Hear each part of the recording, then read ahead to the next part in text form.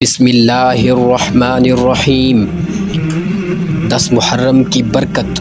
ایک شخص نے 10 محرم کو 7 درہم اللہ کی راہ میں دیے۔ خیال تھا کہ اس کے عوض بہت مال ملے گا۔ سارا سال انتظار کرتا رہا، نہ ملا۔ ایک واعظ میں ایک عالم سے سنا کہ جو شخص عاشورہ کے دن 1 درہم خرچ کرے، حق تعالی ان کو 1000 درہم دیتے ہیں۔ یہ سن کر وہ آدمی کھڑا ہو گیا اور کہا کہ یہ جھوٹ ہے، میں نے 7 درہم خرچ کیے تھے، کچھ نہیں ملا۔ جب رات ہوئی تو غیب سے ایک آدمی نے اس کو 7000 درہم لا کر دیے اور کہا، اے جھوٹے، تجھ سے صبر نہیں ہو سکا؟ ارے صبر کرتا تو بہتر ہوتا۔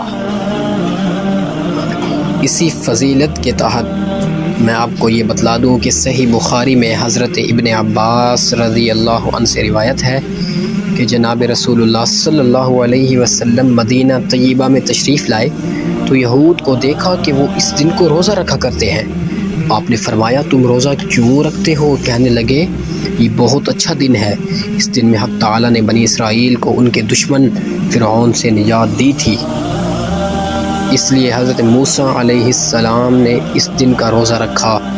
یہ سن کر آپ صلی اللہ علیہ وسلم نے ارشاد فرمایا کہ ہم بنسبت تمہارے حضرت موسیٰ علیہ السلام کی موافقت کے زیادہ حقدار ہیں۔ پھر آپ نے خود بھی روزہ رکھا اور صحابہ کرام کو بھی اس دن کے روزے کا حکم دیا۔